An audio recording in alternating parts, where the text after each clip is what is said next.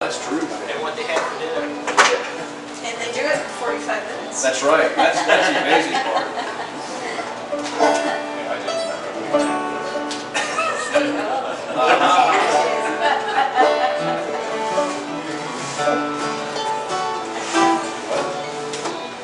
Remember, were you here when that black girl came to see Well, let's wait and see what this is.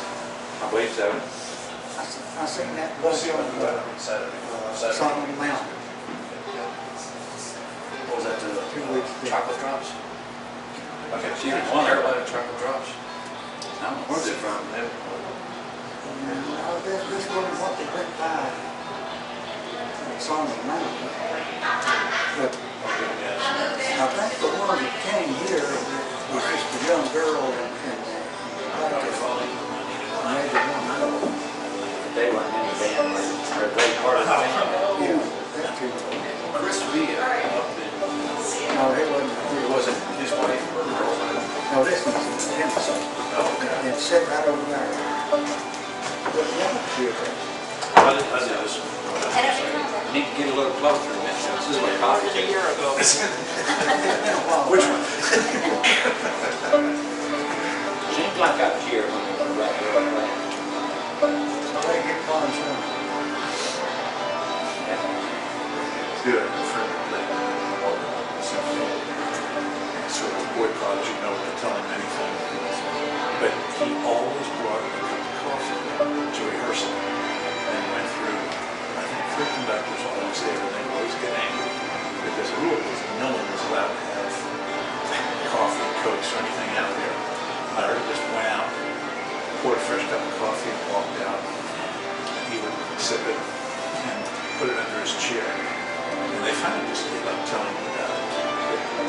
The other people said it was rare that he didn't knock it over at some point during the rehearsal. And it was a very different thing when it happened. So when he finally retired, one of his going away gifts was a coffee cup lying on its side. And they'd taken a bunch of resin, colored it brown, and made this puddle so he could carry the home. Yeah, and he could just take that and put it any place he wanted on the floor, and they'd know he had been there. So, but he never knocked the coffee over? He did, all the time. All the time. I mean, the guy could, if he walked in the room to listen to the music, within 10 minutes he could have stews knocked over. The guy could knock coffee, anybody's coffee over, and he was just, Even from across the room. he had a talent for elbowing it, bumping the table it was sitting on, tossing a book on a couch where someone was drinking coffee. He just totally It unconscious. just wasn't only his own coffee, he made sure everybody else got along too. You know, if there was coffee in the room, he could spell it. Reese Snell, Bill Snell out in Piper's Gap. Yeah. He was career Navy. He said one of the ships, the new ensign, after the watch, after their shift, the officers would get together in this one little deck and sit around and drink coffee and compare notes about the shift and what had to change. And just all the other guys bring their own coffee. He'd get to this little area, he'd call down the mess and have one of the stewards bring it up. This is back to segregation days. Yeah. So this big black steward always brought the coffee for him. So months go by and he always call back. Somebody else bring his coffee, somebody else bring his coffee. And so months go by and finally they get back and they're shipping it out. They're going in different directions and they're going to stay with this incident where it's going to lie. He has like 6'6" or something. And he shakes his hand and he says, you have the most remarkable sense of balance than anybody I've ever met. What do you mean? He says, all these little narrow walkways and upstairs and down and the ship's going this and that. He said, every time you go up and bring a coffee, you just fill the brim, you didn't spill a drop. So it was easy, sir. I said, before I left the mess, he says, I take a mouthful and I just put it back enough to fill it up. He was telling the truth. Sorry, Lordy. This is not the same as your story. You know, There was an orchestra up near us, and you know, reed instrument players, clarinet and oboes, they have to keep their reeds wet, so they have these little cups that attach to their stands. and they keep their supply of reeds in it. And there was this, the conductor was just a mean guy, and he was just on this oboe player, on him, and he couldn't stick it anymore. He detached his cup of water from the stand and went and poured it on the conductor's score, and then they had a great big fight, and then they weren't allowed to have their cups of water on their stand for their reeds, so they would have to go off stage, get their reed out of their cup of water, out. Oh. But they just had a reed over it and just stuck them down the water. Yeah, it was just a little cup full of water. You know, they were long and narrow. No, it's just a wood carving, that's nice. Uh-huh. They just had a suck on it. Suck on it, yeah. Yeah, but apparently the double reeds break a lot more. Saxophone and clarinet. So the oboe and the bassoon, they'll split them and break them. They quite often changing them during a concert. No, but since they're vibrating against each other real wide, ain't they? instead of vibrating against a hard surface. Sometimes the doubles, that's what I was told. That they would break one them. on top of the other one? They're back to back. Yeah. Oh yeah. Instead of vibrating on the hardwood, they're vibrating against each other. Yeah. So both of them vibrate. Yeah. I never thought of that. Well, the oboe, what's double reeds? Oboes, Oboes, bassoon. Bassoon. bassoon. The sax and clarinets are single. They're single. And then there are a couple other Middle European instruments, like sort of like a clarinet with an egg in the middle of it that has, there's one that just has a round section. And that's, I think that's a double.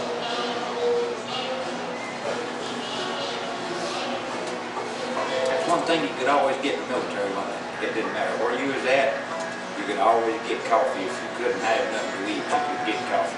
We got our coffee grounds in 5-gallon metal cans. Yeah.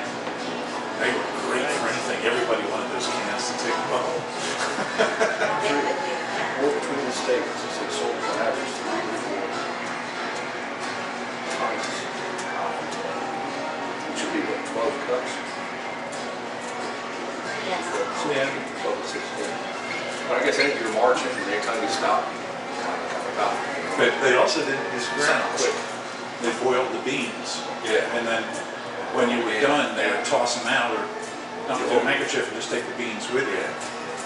And the beans and their sugar ration were kept loose in their rucksack. So when you made your coffee, you took a handful of beans and sugar, dumped it in a pot, and that was what they boiled. Now we had, we carry, if we wanted to, we could have our own coffee. Raw coffee, you know, grounds or beans, either one, most of the time it's beans. So that way you could put a few of them in the bottom of a canteen cup, take you a piece of C4 and boil your water and the coffee together. Get good coffee. Didn't have no grounds. I worked for a dairy farmer who taught me a nasty trick when I was 12. I'd meet him after the first milking. We would go back through his kitchen.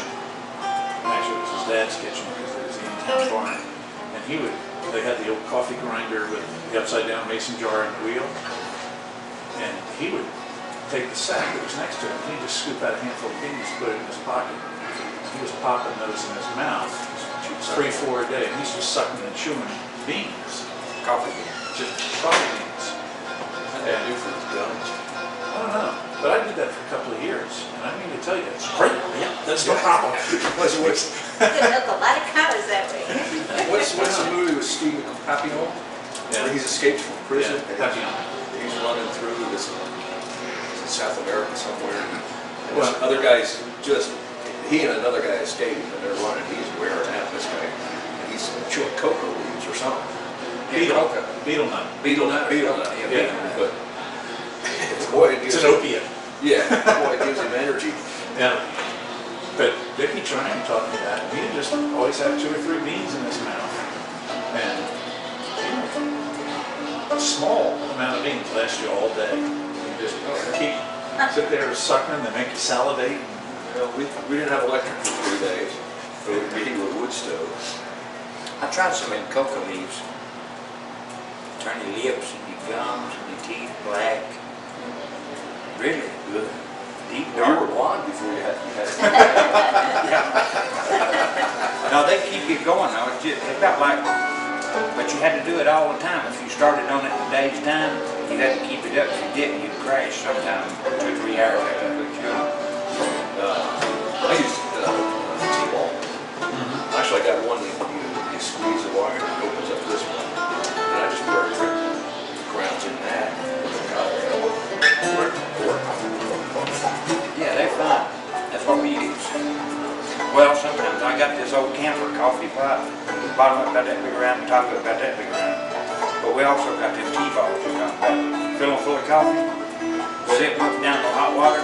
Got instant. Got good coffee. It's like instant coffee. But I can't get enough. I had to do mine twice. Of course, I've got a 6-ounce cup too.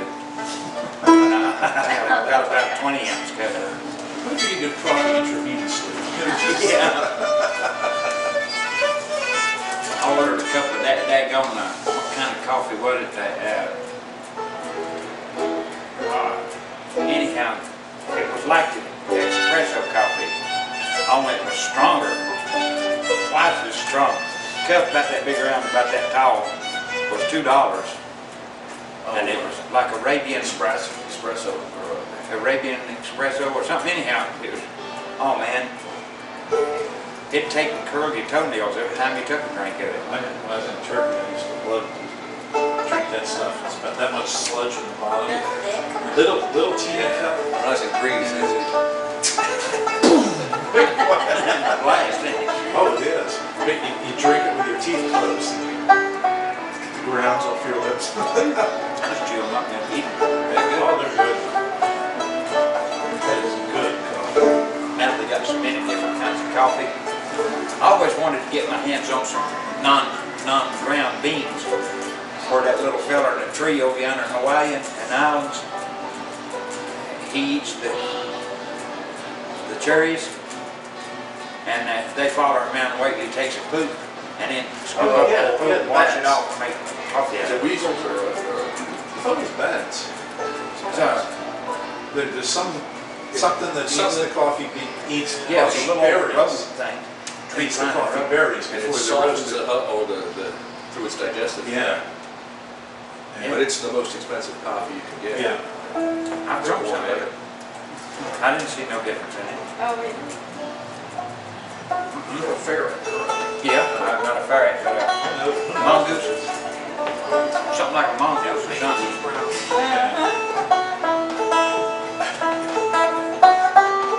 This coffee tastes like shit.